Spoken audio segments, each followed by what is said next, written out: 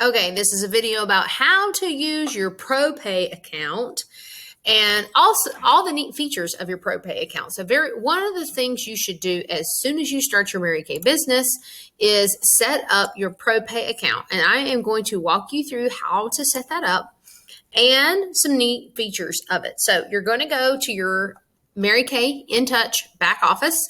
Underneath ordering, you're going to drop down to ProPay and to log in. Okay. Now, to set ProPay up, you are going to click here, the first step, and then it takes you to a separate tab. ProPay's website is a third-party vendor that Mary Kay uses. So you're going to go to a separate website, the ProPay website, and you are going to sign up or you're going to log in, okay? Obviously, if you've never set your ProPay up, you need to sign up. You're going to enter in your checking account information, your banking information. This is how you take people's money. This is so important, okay? And it's a wonderful service. So definitely sign up, get your login credentials, and then next time you enter ProPay, it'll look something like this. Let me just log in real quick.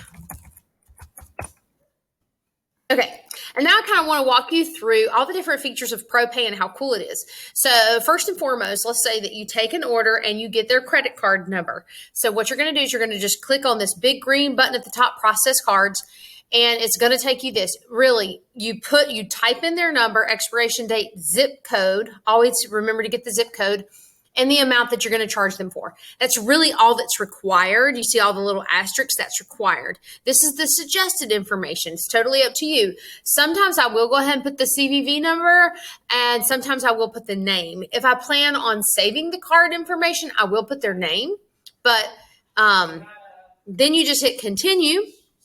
And it'll just say like, are you sure that this is what you want to submit? And that's just when you like double check the amount entered, that like 69.42 was the correct amount. You didn't enter in something in wrong. Happy Teacher Appreciation. Okay, so sorry, little pause there a second. So you enter in the information, you submit, double check your information, and that's it. Then a menu is going to pop up if you want to store the customer's card information. You must have their permission. Like usually I'll say, if it's a regular customer, I'll say, hey, you want me to keep this card number on file in your account so that you can just use it from time to time? And usually they say, oh, yeah, because it's very convenient. Okay, so now I want to show you what that looks like. Okay, so I'm going to go back to my ProPay homepage, and let's say that now my neighbor Cindy, this is a true story. Let's say Cindy needs some eye makeup remover, and she says, just charge my card. The benefit to that is I literally can just go take the eye makeup remover and leave it on Cindy's porch, and we don't have to have any funds transact. Like there has to be no transaction. I don't have to meet her. She doesn't have to remember to leave a check for me underneath the mat. She doesn't have to type in her Venmo. It's just like, bam, done. It is super convenient. And that's called, you want to talk about customer service? It is awesome. So how that happens is you hit process cards again. You go to this menu, but now you're going to look up stored information. And here are all my customers who I have received permission from to store their card. Okay. Now, I use Cindy as an example because we do this a lot, but Cindy has 3 cards on file. How funny is that? And some women will. Some women will have like a credit card, a debit card, and maybe a different credit card that they just used one time or whatever. For whatever reason, she has 3 cards on file. So a lot of times I will say, which card do you want me to use? Simple as that, okay? And all she has to do is give me the last 4, okay? And if they don't have the last 4, now when you're storing the information, you also have a blank in there for like the nickname you want to give it. And I have a funny example of the nickname for Nicole's card.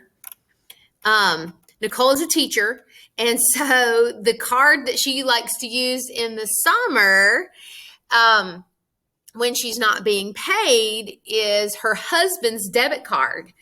And so we literally have it nicknamed the summer card and the school year card, which is her debit account. I think that's hilarious. But between us, all she has to do is she tells me she's out of eyebrow pencil and brow tint. Those are her two most favorite products. And she'll say, use the summer card, use the school year card. And when I can do that and I know what she's talking about, like I know her story and I can just bring it to her and we don't have to transfer funds, that is really servicing your customer. Okay.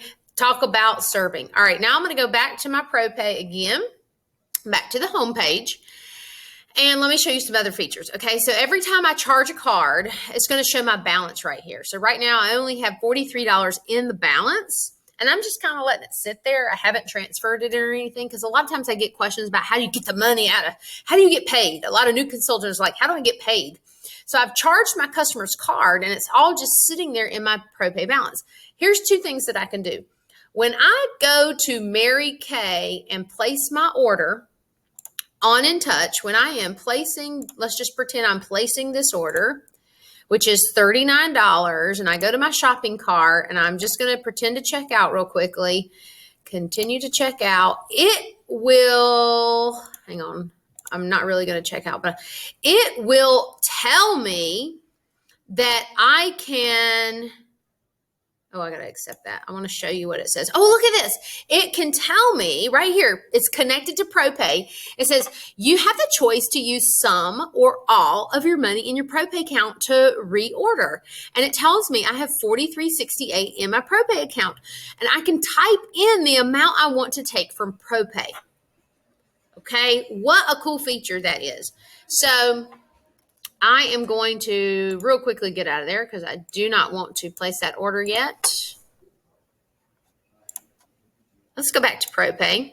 So I can leave that balance there and use it when I'm reordering my inventory. Okay. If you don't want to do that, if you need that money now, if you need to pay yourself, then very easily you go down to transfer funds. Bam. And because I already entered in my bank account information, I can type in the amount I want to transfer. I could transfer the entire 43, or I could transfer maybe just 20 bucks to myself. And it's going to go directly into my SunTrust account. And that's how I pay myself. I want to cancel that idea. But those are some great features in ProPay. That's why setting your ProPay account up on the first day is so important. You want to be able to take people's money on their debit card or their credit cards and how to use it to really work your business smarter and not harder.